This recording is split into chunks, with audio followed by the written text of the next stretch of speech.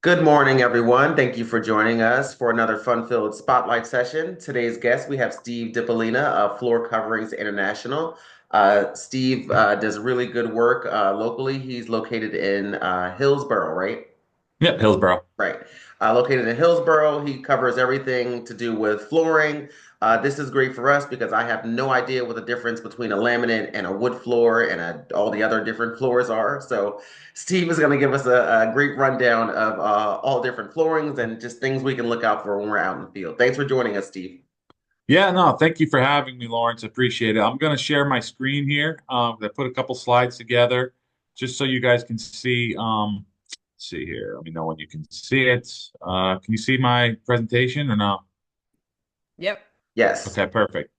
So yeah, just to tell a little bit about who I am and who our business is, and then yeah, Lawrence mentioned that sometimes it can be challenging to figure out what type of floor you're looking at. So I got a couple tricks to determine things to look for that kind of help identify what type of flooring you're looking at on the floor. So yeah, just a little bit about us, our team. We're located right here in Hillsborough in the business center on Eileen Court. We used to be on Jill Court. We just moved to Eileen Court about 6 months ago.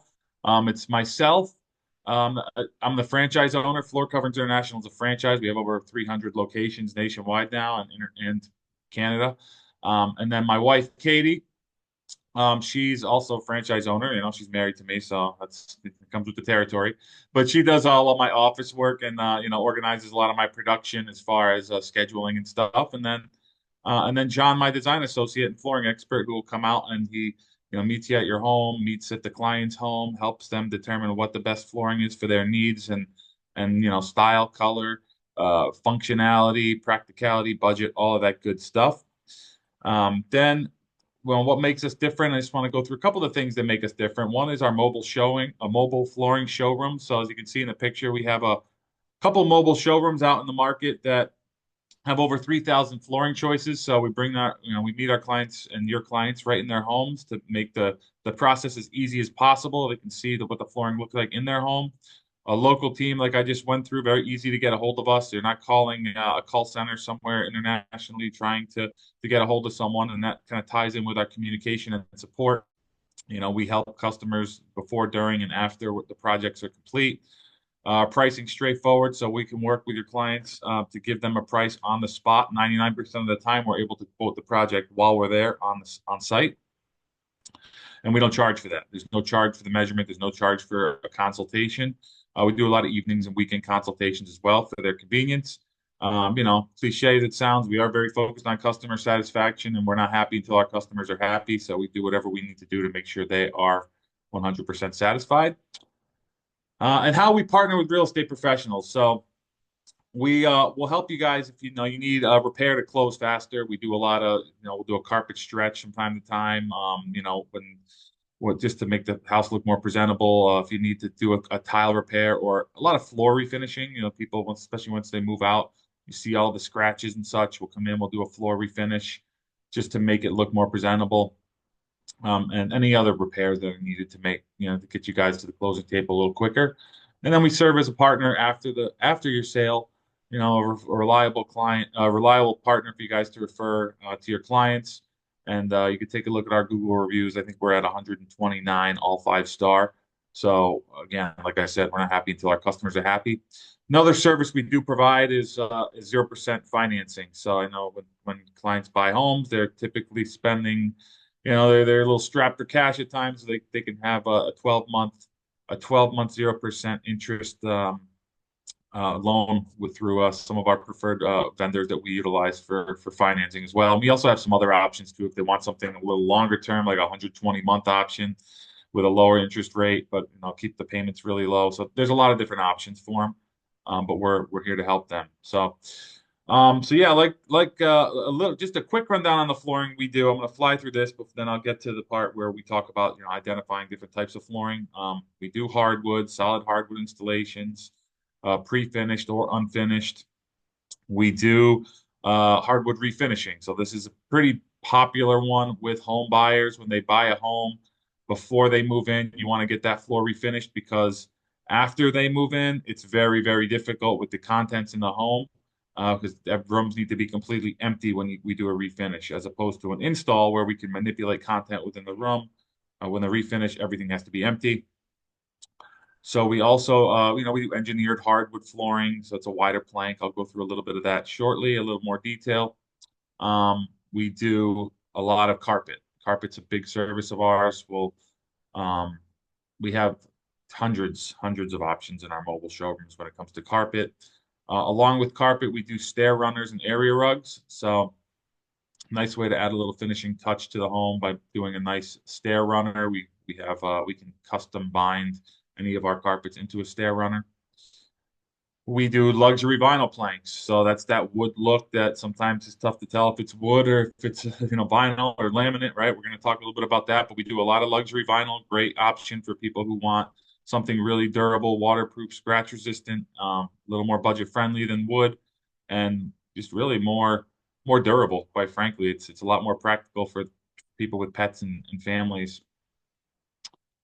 Also laminate, similar type of features and benefits to luxury vinyl. But we do a lot of laminates and they're a little thicker. We'll go through that shortly as well. And now, yeah, so let's talk a little bit about identifying what type of floor you have. So what type of floor is it, right? Sometimes like these three floors look very similar. They all look like wood, but really only one of them is hardwood, one of them is laminate, and one of them is vinyl.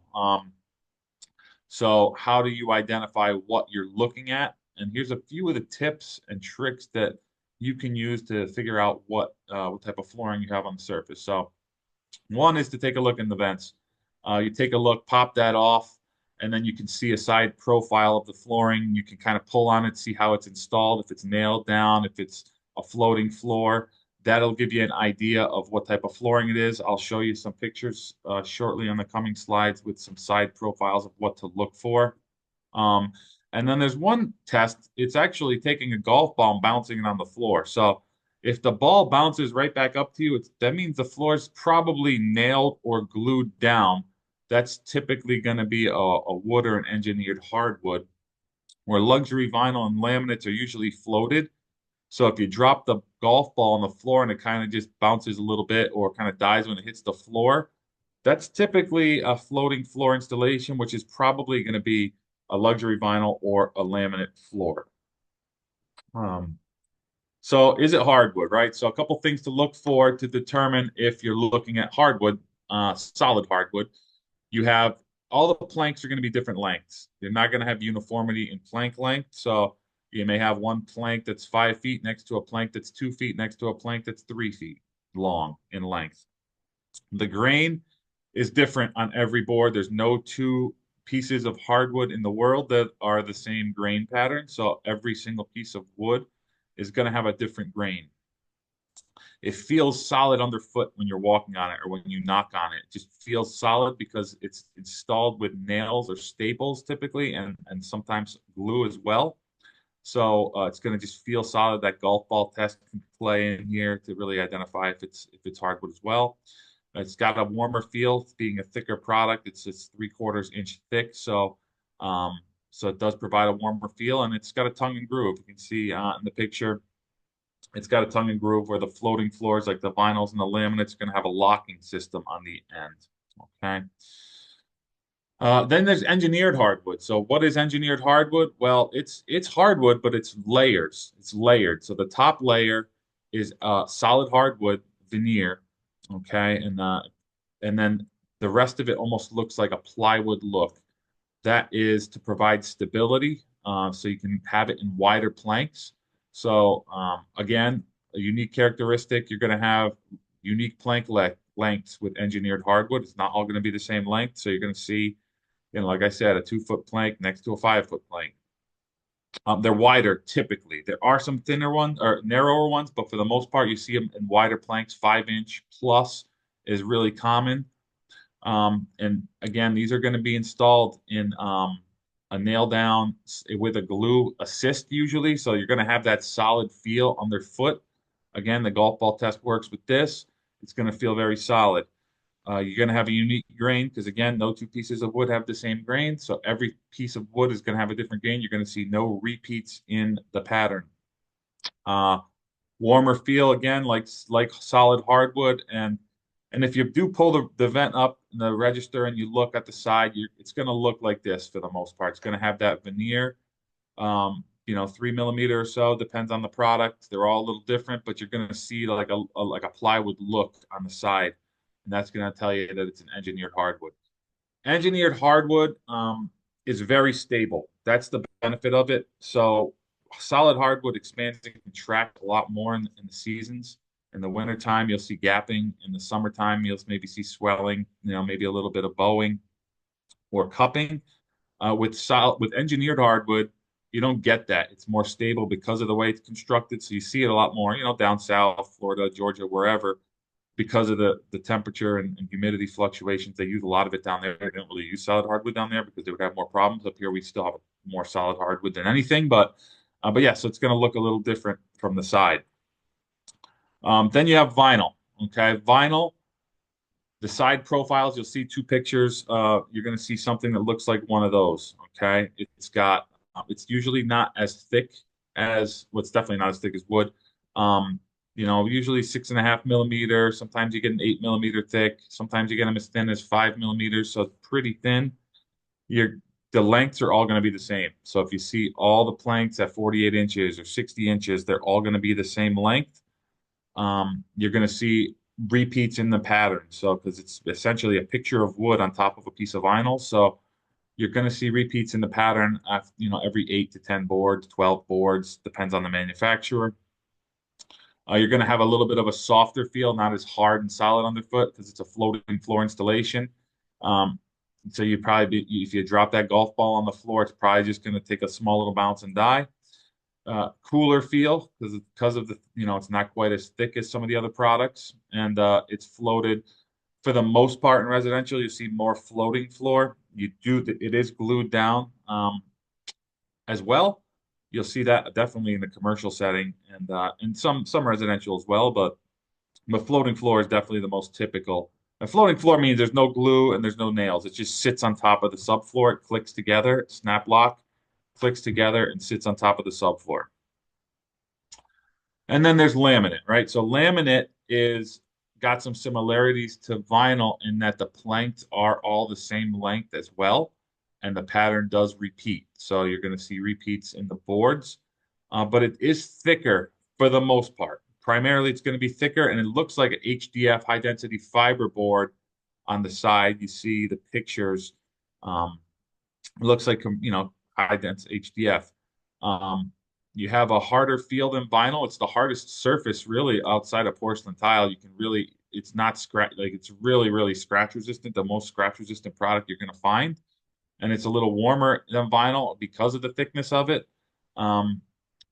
It's typically, up to 12 millimeters thick on these products where, there are some vinyls that get that thick, but it's not that common.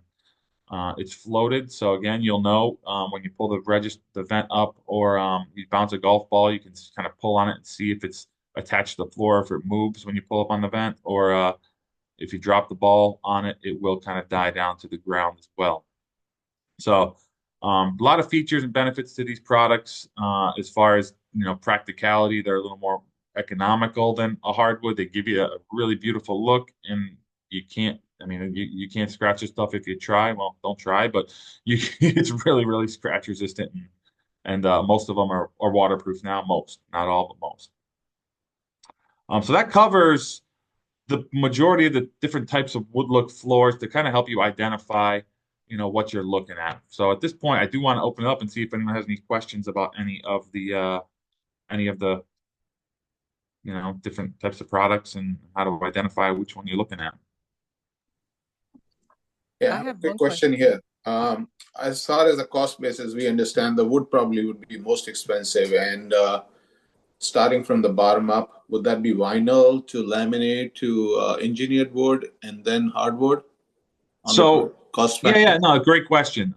So solid hardwood and engineered hardwood are both interchangeable price wise. Some of the engineered hardwoods are extremely expensive, and then some are a little more budget friendly. So there's really a budget for anyone when it comes to engineered hardwood. With vinyl, again, that could be there's so many different levels. Vinyl and laminate are similarly priced, but there are some really low budget vinyls that are, pretty economical. That probably, I mean, they're very similar, vinyl and laminate, when it comes to price.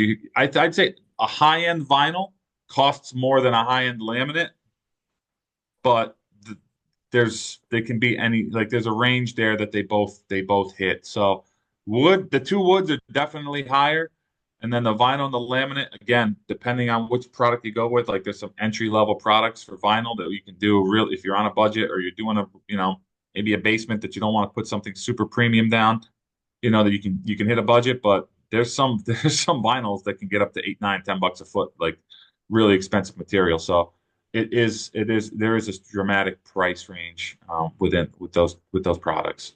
But yeah, wood and engineered wood are going to be more money for sure. The other question is labor cost. Is this pretty much standard, or does it vary from wood to laminate or vinyl or what have you? Yep. So the floating floors are going to be less. That's an easier installation. It's a lower installation cost. It's an easier installation. Solid hardwood and engineered hardwood are similar depending on the width of the board. So if you have a wider engineered hardwood, let's just say you're going with a 7.5-inch engineered hardwood, that's going to be a little bit more costly because it's a glue assist. We call it nail down with glue assist. So you're putting nails and glue to install the floor. Or if you're putting in, 2.25-inch solid hardwood, you're really just using nails as staples to put them in.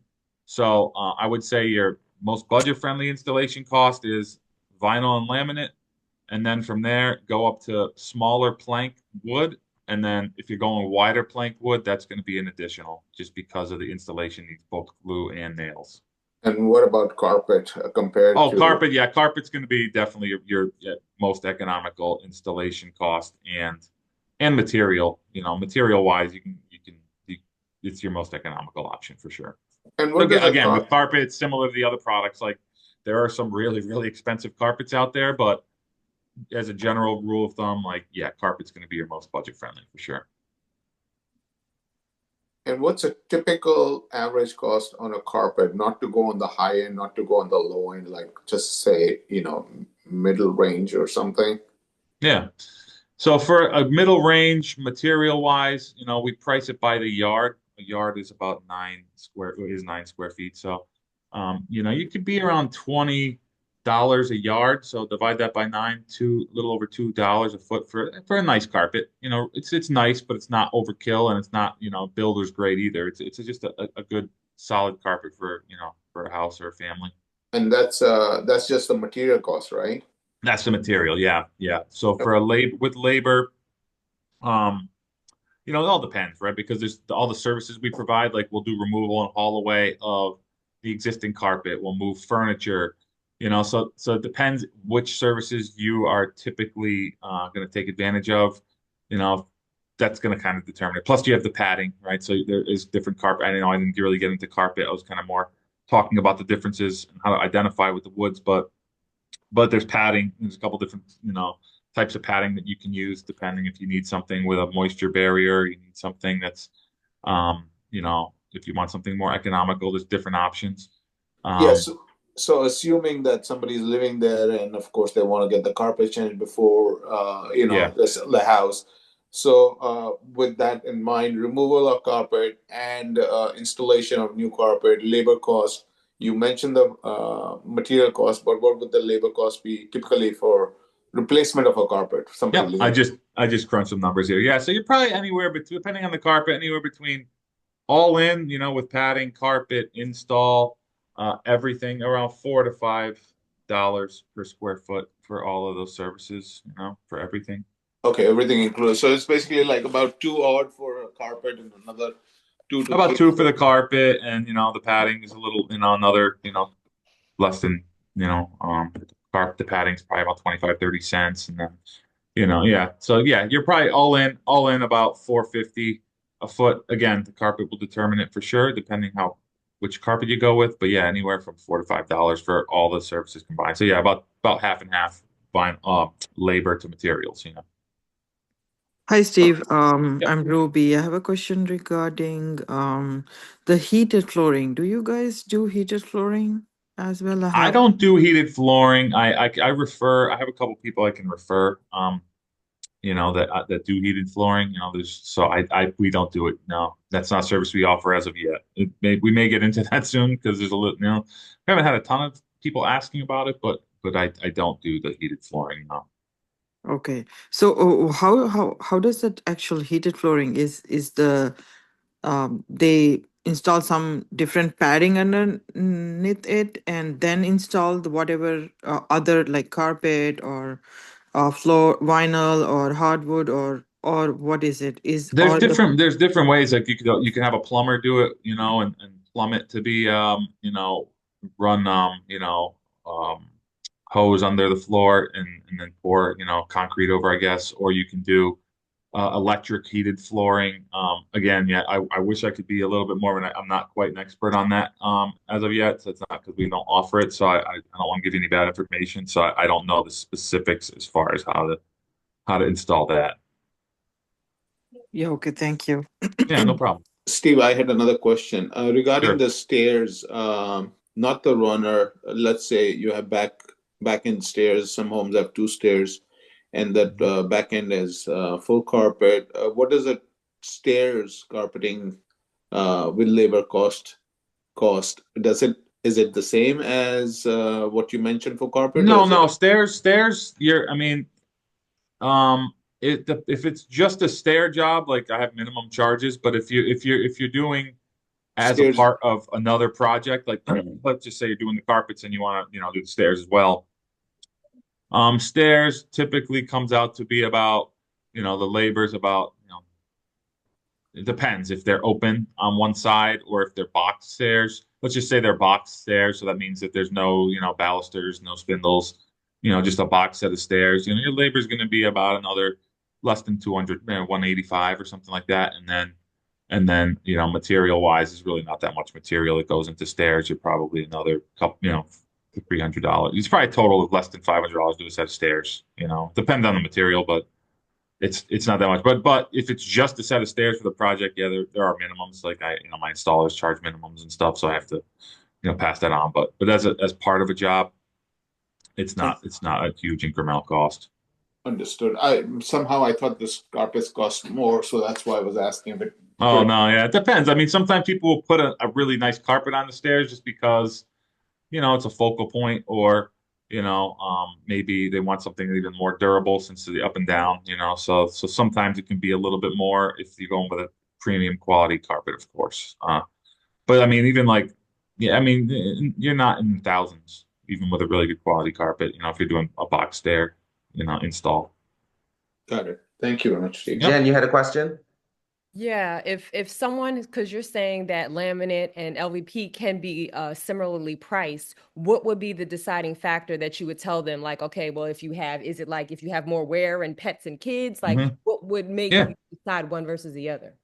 So there's a couple things. The thickness of the material. So it depends. Sometimes like what material it's going up next to kind of determine like the height. If you want to have a step up, step down. But pet wise, if you're looking for something that's going to be extremely scratch resistant. Now they're both really scratch resistant. I'll go with a laminate. Sometimes it's really just the look. Sometimes people determine what look they like best. If they find a color in a product that's just great in the vinyl, like we'll make that work. But they're both waterproof. The luxury vinyl though it's technically it's completely waterproof for vinyl. Most laminates are water resistant, even though some of them are marketed as waterproof. Like you could spill on the top, but if you get water on the sides and stuff, it could be a real problem. One thing I will say about waterproof floors though is if you have a flood with vinyl, even if they say it's waterproof, if it's a flood, it's got to come out because water's behind the vinyl now. It's not like, you know what I mean? So that's one thing that sometimes people will think, oh, it's waterproof. If I have a flood, it's no problem. Well, no, water can get behind it and you have a problem, right? So yeah, that's a great question, and I'd say the thickness of the material too, like and what you're going over, like what the subfloor looks like. If your subfloor is in a little rougher shape, maybe we'll prep it as best we can, but sometimes like some subfloors are just in really, really bad shape. Like you want to go with something that's a little thicker to provide a little more stability. Um, as opposed to a thinner vinyl, because if you have a thinner vinyl and the subfloor is not, really level, like the basement's in really terrible shape, um, if you could put a lot of pressure on that locking system when you're stepping on one plank to the other, where a laminate made is thicker, so the locking system could handle a little bit more rolling, like more heavy loads. You know what I mean? All right. And you're saying, and typically does, because I had one client that she has concrete on her underneath her carpet, and we were thinking about whether we were going to do flooring. Hmm. Is it more about carpet, like, or in some areas, if somebody has say they have an original hardwood, but it's really messed up, does Hmm. that, like, when you're going to put a new floor, do you put it over it? Do you try to rip out that old floor? How does that You work? could put so it depends on the subfloor. So if you have a hardwood over the top of a plywood subfloor, yeah, you can float over that. You can put a vinyl or laminate over that. That's Mhm. fine. If it's on a concrete subfloor, I mean, you're not going to have solid hardwood on concrete because of the you can't put solid hardwood on concrete. But let's just say someone glued down an engineered hardwood to concrete, you got to take that up. You can't float over that, because what happens is you got a vinyl which is a waterproof floor, and then you have engineered hardwood below it, and then you have a concrete slab below it, which is like a big sponge concrete. So water's going to come up through the concrete, but moisture vapor, and then it's going to get trapped in the hardwood, and it's going to rot out the hardwood. But yes, to answer your question, you can definitely float over hardwood. We've done it. We've done it many times. You can float over tile. You can float over anything that's secured to the floor. You can't float over another floating floor. So let's just say someone has laminate and they want to put vinyl over that. No, you're not supposed to do that. That's too much movement. You want to make sure you take out that old floor in that situation. And Okay. it depends. Like sometimes, maybe the pets, you know, urinate on the floor, and and that you're gonna have to rip out the old floor to get rid of that smell. You know what I mean? So Mm. every situation is a little bit different, but yeah, we always assess that when we come out. We can assess that. I can happily, me and my team can happily come out and help you assess what the best options would be in those situations, because every situation is a little different. Got it. And is there ever, like in this day and age, is there ever a positive to going with like real hardwoods? The fact that it expands and contracts and it doesn't Hmm. weather as well. Like, what would make you want to pick that? Good question. So it is. It may expands and contracts definitely, but it can be refinished many many times over again. Where engineered hardwood just has that veneer, Mm. you can refinish it once or twice. Where solid hardwood is a solid piece of wood, so you can refinish it many many times. It's going to last longer. You're going to have a longer life out of a solid hardwood floor, because of that.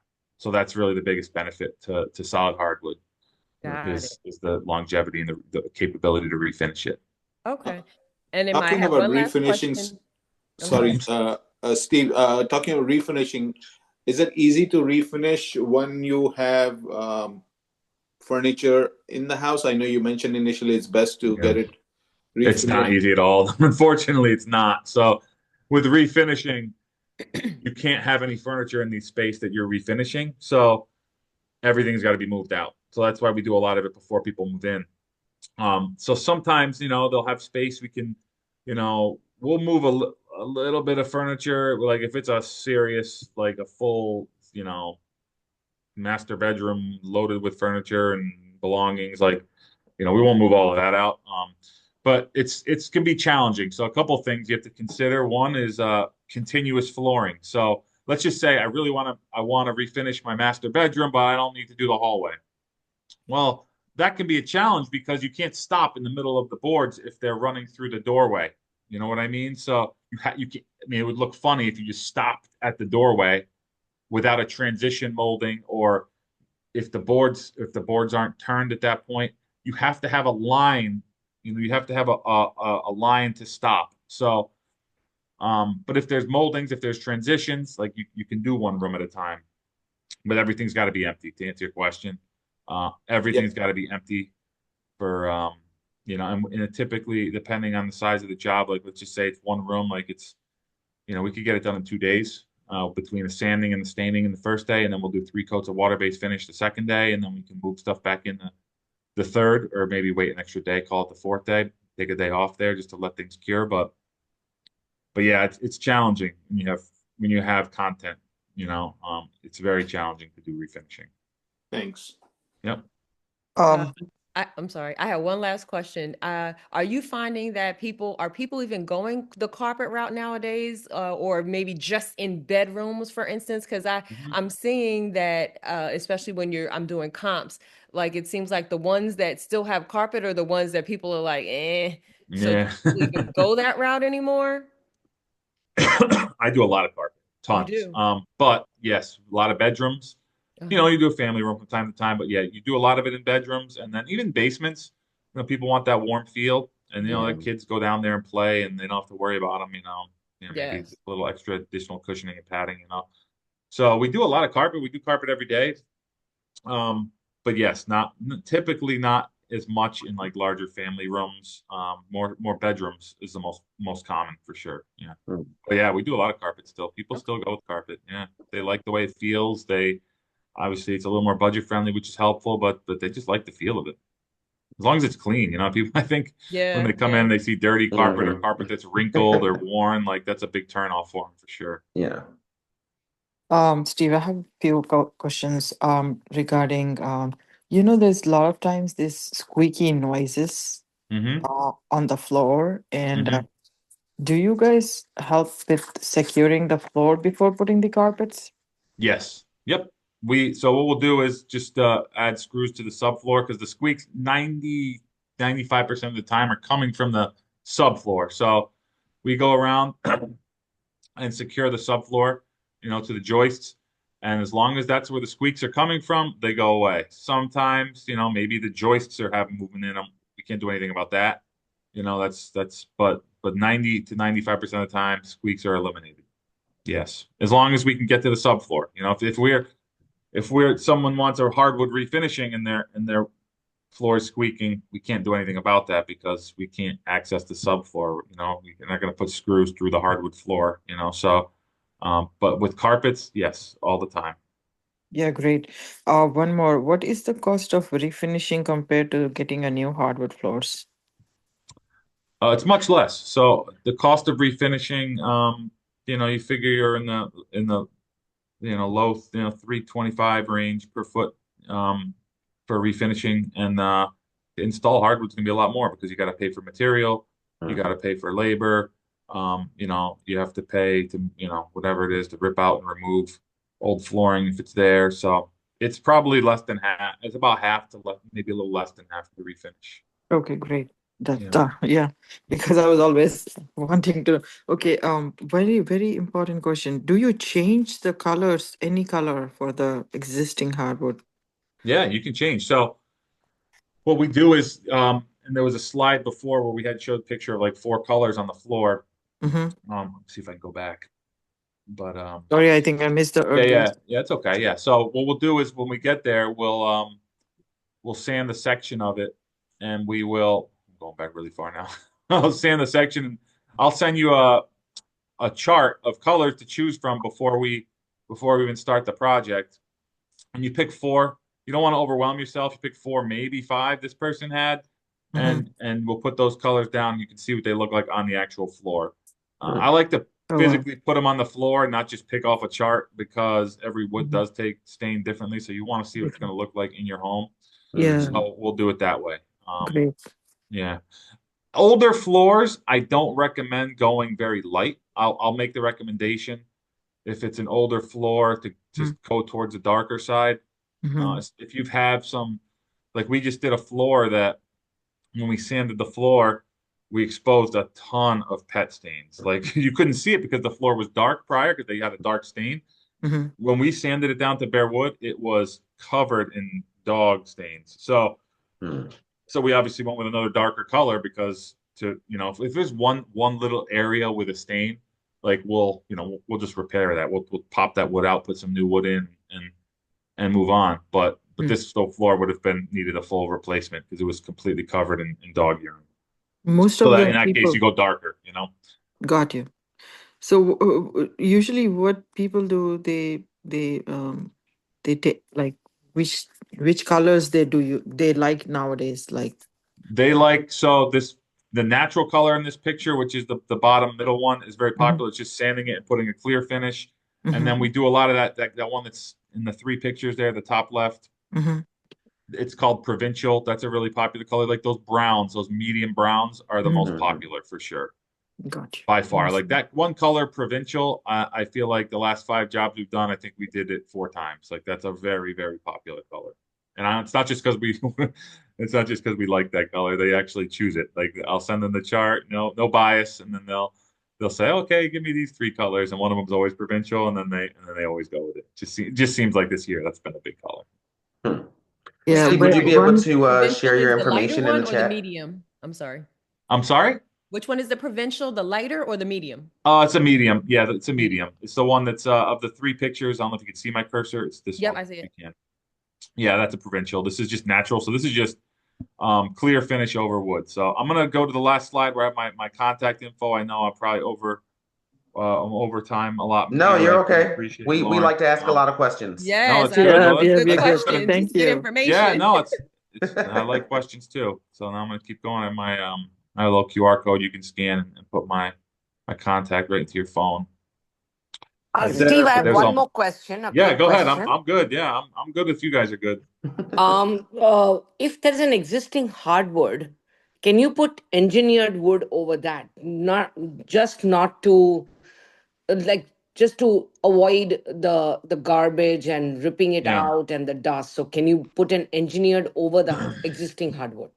You can float it. I wouldn't nail to it or glue to it, but you can float it. So some engineered hardwoods are made to float. Some are made. Most of them have a tongue and groove, but you can still float a tongue and groove product. You just have to do a tongue glue installation. So we put glue in the groove and on the tongue, and then when we put them together, they're a floating floor. Yeah, so you can float if you Why want would you over that. not put nails through it? It's just it's you want to avoid too many floors on top of each other that are secured to the floor because hardwood, like I said, it expands, it contracts, it moves, and if it's moving, and then you have another floor glued or nailed to it, it's gonna have more movement. You know what I mean? It's gonna have too much movement. Where if it's a floating floor on top, that's okay. If the wood below moves, like it's not secured, then the new floor is not secured to that floor, so it can freely move. But if it's glued, if you got something that's glued to the top of another floor that's moving, expanding, Got it. contracting, Got it. it's just too many factors. Just Yeah. you're looking for trouble. Yeah. Yeah, well, you're better off like just ripping it out, right? You're definitely better off ripping it. Yeah. Correct. I will always encourage a rip out in that situation. And Thank one more question. Bathrooms. Um, what um what kind of floors usually people? Bathrooms. Yeah. Yeah. So we still do it. I didn't talk about tile because we don't do a ton of tile, but we do tile. So I don't carry a ton of tile samples with me, but we do some tile. That's always a great solution in the bathroom. But we do a lot of these everything. We do everything in the bathroom. We'll do because people like it. Right now, the big thing is having having seamless floors, no transitions, like trying to have one floor, maybe Mhm. minimizing the amount of different floors you have in a home. So Mhm. we've done laminate in bathrooms, we do vinyl in bathrooms, we've done hardwood in bathrooms. We do it all. Just know that with hardwood, hardwood and water don't get along. So if you have a water problem and you don't get to it right away, you're gonna have some issues with the hardwood. If you have water on the waterproof laminate or a vinyl and it's sitting on top, that's fine. You're not gonna have a problem. Obviously, tile is completely waterproof as well. So tile is still probably the most popular in bathrooms, but we do laminate and vinyls all the time. Yeah, and hardwood as well. It depends what the customer wants. Sometimes they don't want to deal with having a transition or a saddle or one of those tile bars or saddles there, so they just want to have it seamlessly go into the bathroom. Question: Can you waterproof hardwood? No, I mean, Mm.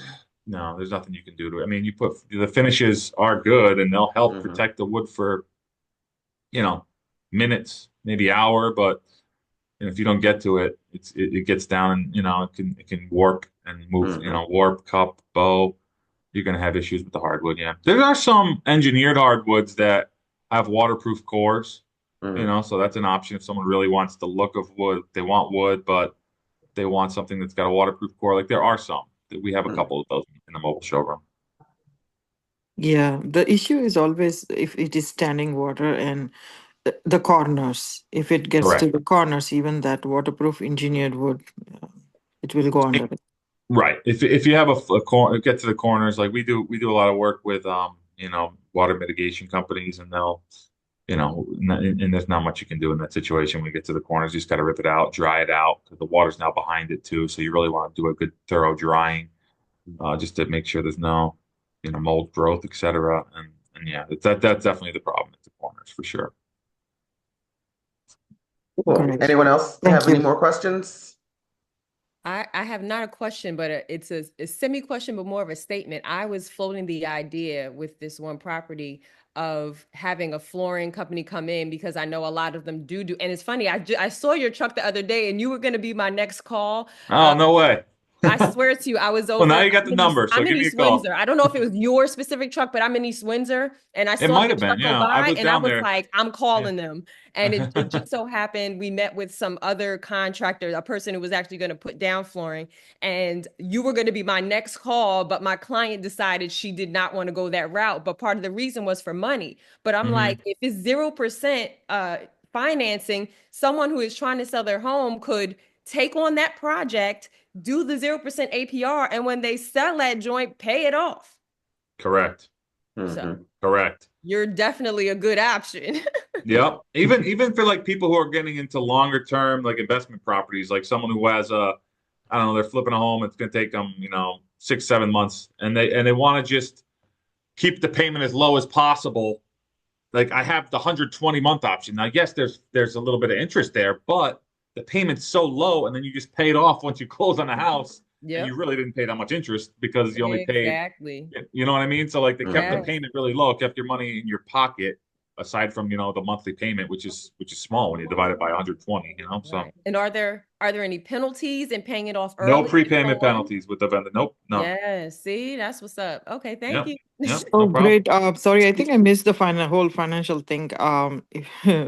Yeah. So, So what is basically, it? it's just we offer a couple different options through third parties, but so there's obviously an application process, but there's a 12-month 0% financing, and then there's the other popular one in these situations is a 120-month option that has interest, but like I said, no one most people pay it off pretty quickly after once they close on the house.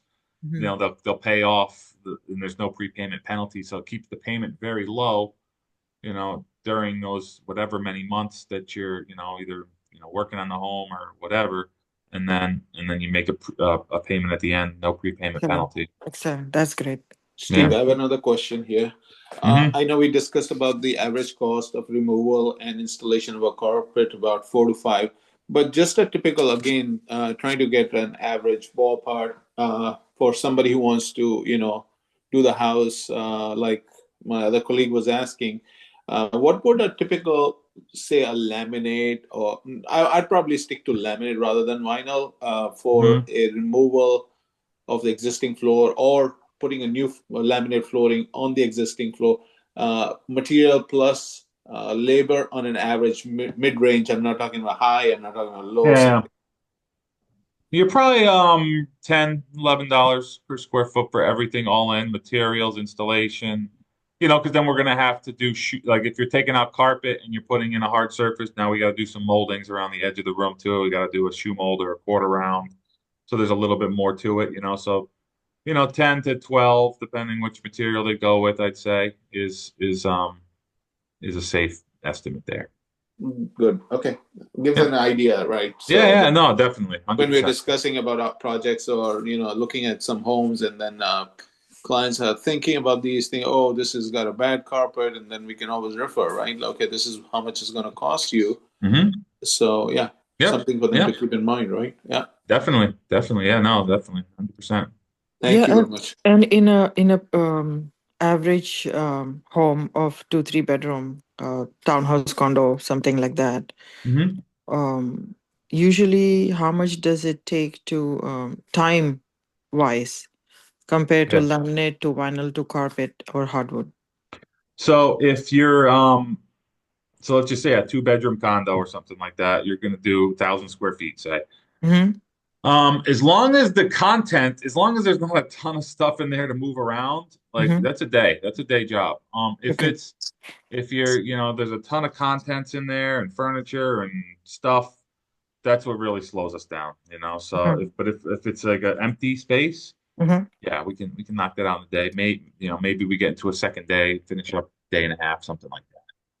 So, $2,000, 3,000 square foot home, single family, for a carpet, one day is good, right? I'm imagining If that it's it's vacant. empty and we're working, 2,000, I think we could do that in a day if it's empty.